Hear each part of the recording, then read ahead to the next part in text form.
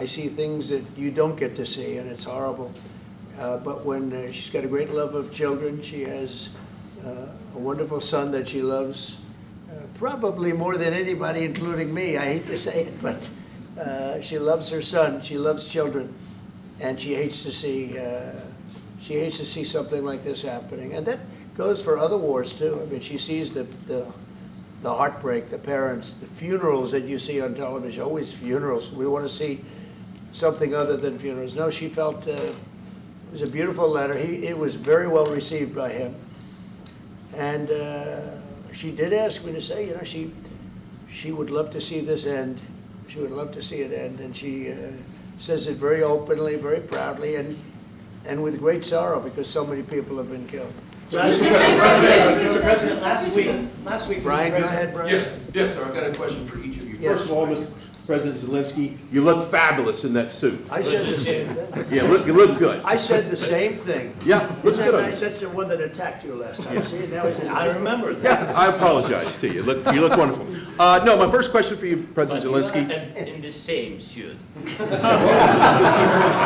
see, I changed, you are not. Maybe yours is much better than mine. Real quickly, upon peace, God willing we get peace, are you open to holding an election in your country?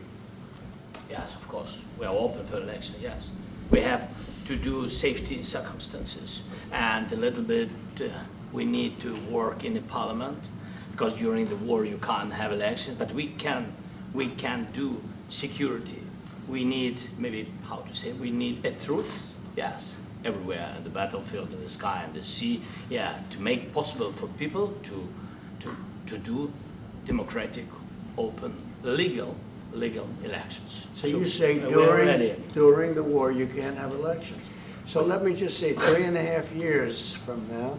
So you mean if we happen to be in a war with somebody, no more elections? Oh, that's good. I wonder what the fake You like news this is idea? gonna say. No. Speaking of news, I got a question for you. This sounds insane for me even to ask this, but do you think the American media really doesn't even want a peace deal because they've been so critical of you every step of the way as you lead the charge for peace?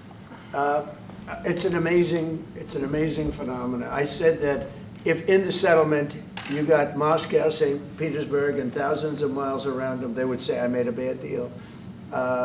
The level of hatred and animosity is incredible. Not with all. I mean, we have great people up here. We also have terrible people up there that I think are told what to say.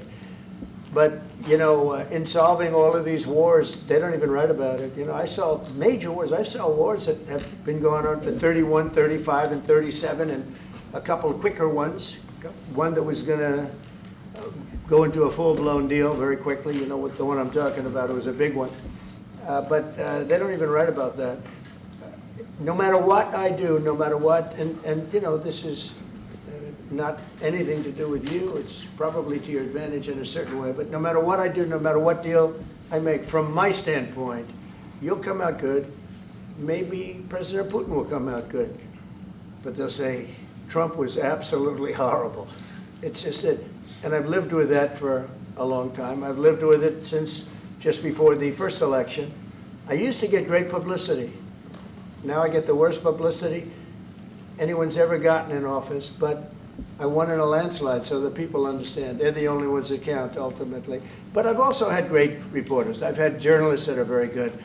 But it's very sad when you do the right thing. As an example, they said, because of the fact that Vladimir Putin came to American soil, this was a true. Mr.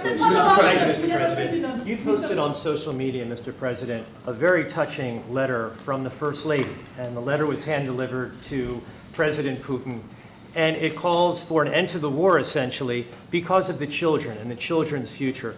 Why did the First Lady feel that letter was necessary? Was it because she believes that Mr. Putin is the aggressor in the war?